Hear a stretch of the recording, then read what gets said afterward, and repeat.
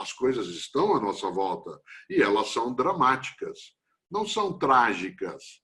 Se usa no campo fora da filosofia a expressão tragédia de um modo que é entortado, né, que é disparado em relação ao que deveria ser. Por quê? Porque a noção de tragédia no campo filosófico é aquilo que o ser humano não tem interferência alguma, isto é, não tem o que fazer. É algo que, por exemplo, a pegar a mitologia greco-romana, os deuses decidiram. A vida humana, ela é dramática. Um terremoto, ele é algo que não depende de nós. No conceito usual, ele é trágico. O que é dramático? É pessoas não conseguirem se proteger. Há várias cidades no mundo em que há terremotos e o nível de dano para pessoas é pequeno porque a prevenção ela é possível. A tecnologia está a serviço, né, do cuidado, o conhecimento, né, da salvaguarda. E por isso, o terremoto não depende de nós, mas a proteção em relação a ele, sim. Uma seca, né, uma ausência de fertilidade numa área, ela é trágica, mas a fome é dramática, porque o resultado da seca, que é a ausência de alimento, pode ser evitado pela nossa capacidade humana, né, de partilha. Por isso, para não estender em excesso, a presença do vírus, de alguma maneira, ela não dependeu, por exemplo, da nossa ação direta, embora haja ainda algumas discussões quanto a esse campo, sobre o que nós, em vez de produzirmos o vírus, nós facilitamos, né, de alguma forma, a propagação pelo descuido, pela desatenção ou até para algumas formas de fazer, né, nossa presença no mundo que teria que ser mais cautelosa. Ainda assim, nós não produzimos o vírus como ele se dissemina, mas a capacidade de cuidar, de prevenir, de impedir a propagação, de elaborar vacinas que tenham capacidade de interrupção, né, mesmo de suspensão temporária, depende de nós. E eu insisto nisso porque para a ação humana, portanto, uma ação que é dramática, mas não é trágica. Porque no trágico, a única coisa que a gente faz é o que eu vou fazer agora. O que eu posso fazer? Não há o que fazer. A vida é assim. Claro que se nós tivéssemos uma concepção como essa, de que não há o que fazer, nós ficaríamos imobilizados em relação à nossa capacidade de ação e de reação. Nesta hora, ao olhar como tudo está, lembramos de uma peça clássica do Shakespeare, um dos seus mais fortes dramas históricos, que é Henrique IV. Henrique IV, há um trecho no Henrique IV que um personagem diz ou afunda ou nada. Ou afunda ou nada. Or sink or swim. Ou afunda ou nada. No Brasil, nós dizemos bastante uma expressão quando algo é difícil, mas precisa ser enfrentado, que é ou senta e chora, ou levanta e enfrenta. Ou senta e chora, ou levanta e enfrenta. Isso significa que nós temos hoje a necessidade, frente a cenários que são turbulentos e mudanças que são velozes, de, em vez de apenas sentarmos, lamentarmos e chorarmos, embora a gente possa, vez ou outra, até, né, entristecer, derramar uma lágrima, não é fácil esse tempo. Mas ainda assim, sem permanecer dentro disso, ser capaz de, em vez de sentar e chorar, levantar e enfrentar. Para enfrentar, é necessário que você e eu entendamos que nós não temos todos. Por exemplo, as pessoas vêm sempre com aquela maldita questão. Por que coisas ruins acontecem às pessoas boas? Porque como é que Deus permite? Quem não formulou esta questão alguma vez? Essa questão é uma das maiores idiotices de todos os tempos. Porque ela parte da premissa de que não deveria ser assim. E me prove que não deveria ser assim. Ou de por que coisas más acontecem a pessoas boas. Tem até um livro famoso de um rabino que chama assim, Por que coisas más acontecem a pessoas boas, né? E o rabino então, lá faz das tripas coração para explicar esta questão. Ora, a questão pressupõe que se coisas más acontecem a pessoas boas, ou se existe o mal de modo geral, não deveria ser assim. Qual é a prova que você tem de que não deveria ser assim? Por que o simples fato de acontecerem coisas más escandaliza a sua razão, escandaliza o seu pensamento. E, ademais, o fato de você se escandalizar com alguma coisa não transforma essa coisa num problema filosófico legítimo automaticamente. A mim me parece, ao contrário, me parece óbvio que se Deus é amor infinito e é o bem infinito, não existe nenhuma maneira desse bem infinito se manifestar no nosso campo finito. E, portanto, vamos dizer, a existência do mal, como eu percebi isso, eu ainda era jovem, eu percebi isso, a existência do mal jamais escandalizou a minha mente, ainda que desagrade ao meu estômago. Claro, o mal me incomoda. Se uma pessoa me dá uma martelada na cabeça, eu não considero aquilo tão bom quanto se me desse um afago, né? E eu também tive muitos problemas na vida, talvez mais do que a maioria das pessoas que eu conheço. Então, o mal não me agrada de maneira alguma, sobretudo quando ele acontece, né, à minha pessoa. Mas nem por isso ele se torna um problema filosófico legítimo. Então, a total falta de legitimidade desta questão já me apareceu no começo dos meus estudos filosóficos, quando eu vi que eu não tinha prova nenhuma de que não deveria ser assim. Porque o que estava em questão não é a bondade de Deus, mas a manifestação da bondade de Deus no mundo. Não é isso? Então eu pensei assim, bom, Deus é amor infinito. Como é que ele poderia infundir ou me dar esse amor infinito? Ele não pode. Não por causa de uma limitação dele, mas por causa da minha limitação. Por exemplo, ele poderia me dar assim, ao mesmo tempo, toda a sabedoria, toda a riqueza, toda a beleza, toda a felicidade. Ele não pode porque não cabe em mim. Então, vejam, nós vivemos dentro de um campo finito que é definido pelas suas limitações. Vocês podem fazer uma imagem. Vocês imaginam o nosso mundo, que nós temos como se fosse, vamos dizer, uma bolinha, que essa aqui está flutuando ou está submergida num oceano. Esse oceano é infinitude divina, portanto, é infinitude do amor divino, é infinitude do bem divino, etc, etc. Como é que você vai fazer o bem divino entrar ali?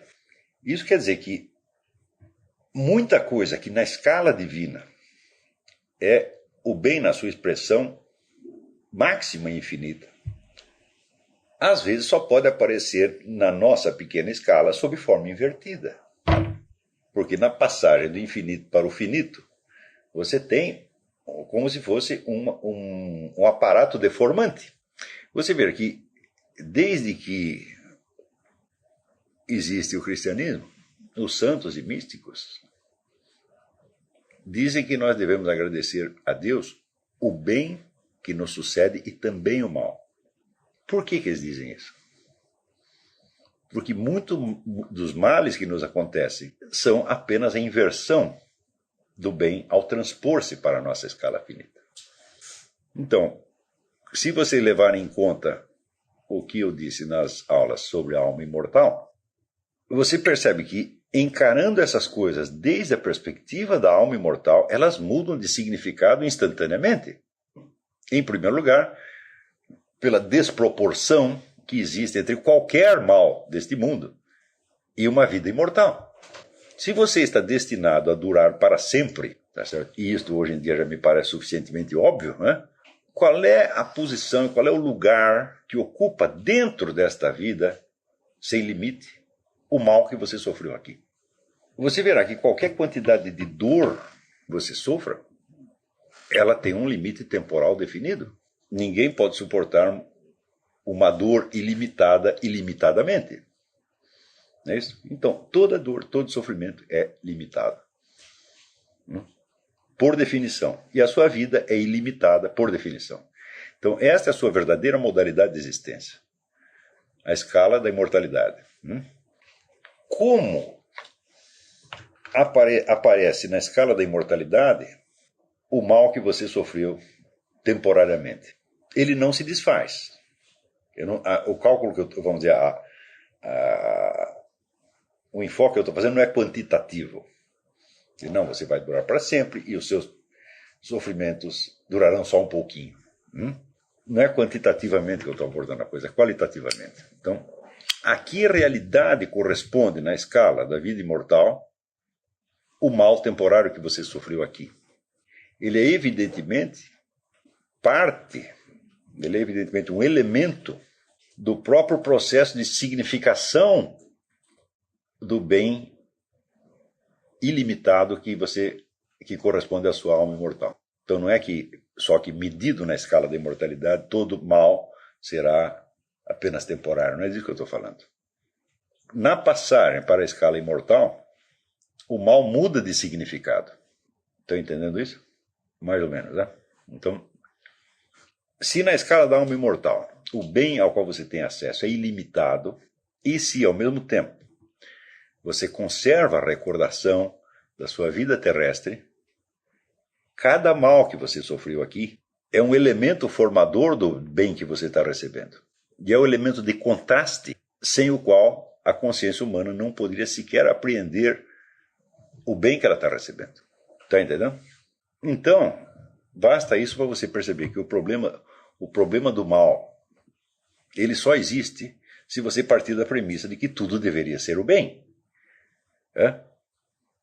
Mas como seria possível tudo ser o bem na escala da finitude? Não é possível. Na escala finita, os bens são finitos, são, portanto, limitados, e, vamos dizer, na fronteira aparece o mal, necessariamente. Em segundo lugar, se você considerar que o universo todo é criação de Deus, e que Deus não pode fazer outro Deus igual a ele, então, na própria passagem do Criador ao mundo criado, se introduz um elemento de limitação. E essa limitação significa que no universo há um determinado coeficiente de mal e de absurdidade que é inerente, quer dizer, à própria limitação do mundo criado. Então não poderia ser de outra maneira. Então é evidente que a presença do mal incomoda a minha pessoa, incomoda meu coração, incomoda meu estômago, incomoda meu bolso. Mas não incomoda a minha razão. A existência do mal não é irracional, porque irracional quer dizer desproporcional. Mas a existência do mal, ela reflete justamente a proporcionalidade entre o finito e o infinito. Então não há nada de errado aí. No entanto, quantos neurônios não se gastaram para tratar dessa questão e arrumar explicações? Fala, por que tem que ter uma explicação? Se não poderia não ser assim. Se isso está na própria natureza das coisas. Então, e daí nós temos a quinta condição da investigação filosófica, que é a plena aceitação da natureza das coisas. É você entender que não é a sua inteligência que vai determinar a medida do certo e do errado, a medida do verdadeiro e do falso, mas que essa medida existe em si mesma. Existia muito antes de você ter nascido, de você ter aparecido até como projeto humano, tá entendendo?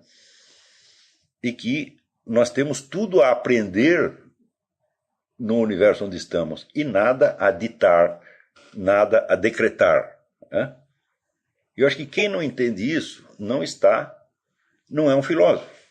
Porque a própria definição da filosofia, dizer, como amor à sabedoria, pressupõe que a sabedoria existe e que você não nasceu com ela.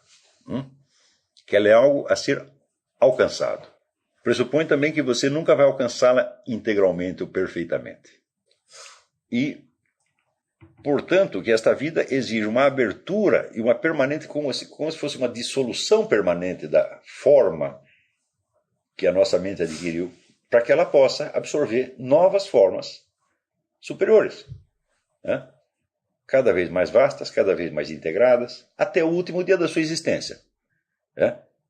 E mesmo que você viva 140 anos ou 400 anos, você não vai absorver a sabedoria como um todo. Isso é impossível.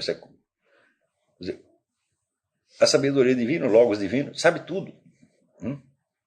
Então é um conhecimento infinito. Como é que você pode meter um conhecimento infinito dentro de uma mente finita? Não pode, né? Então isso quer dizer que, mesmo como alma imortal,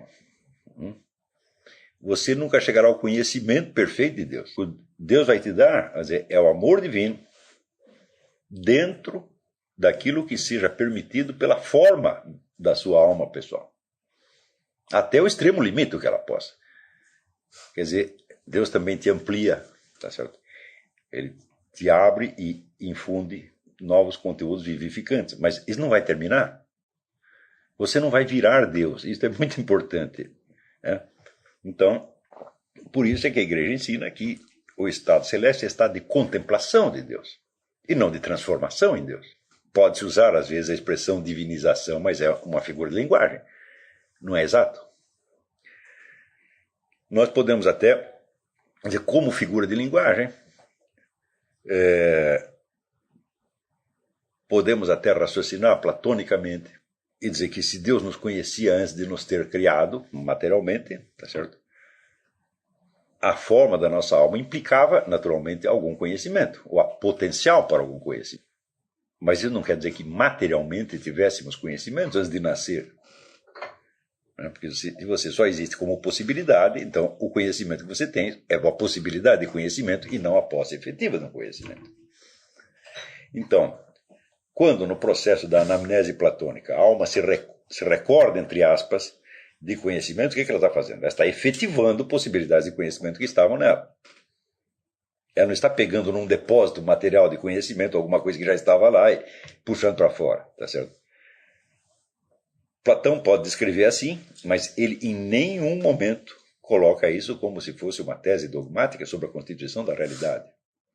Em todos os diálogos platônicos, você vê que esse processo anamnético, quer dizer, ele é um processo pedagógico e não a afirmação de verdades definitivas sobre a constituição da realidade.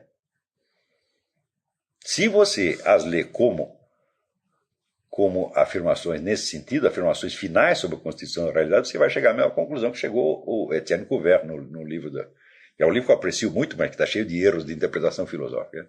Então ele vai dizer, isso aí é herético, né? Evidentemente. Mas, bom, o que nós podemos dizer é o seguinte, seria herético se fosse transformado em afirmação definitiva sobre a constituição da realidade. Mas você vê que em todas as questões decisivas que Platão trata, ele vai elevando o indivíduo, através do processo dialético, até um ponto em que a verdade se torna indizível e tem que ser sugerida através de um mito. Então, como que nós vamos transformar um mito, né, numa afirmação dogmática? Eu digo, você pode até fazer isso, mas certamente do mesmo mito sairão muitas interpretações dogmáticas diferentes, das quais umas serão verdadeiras, outras serão falsas.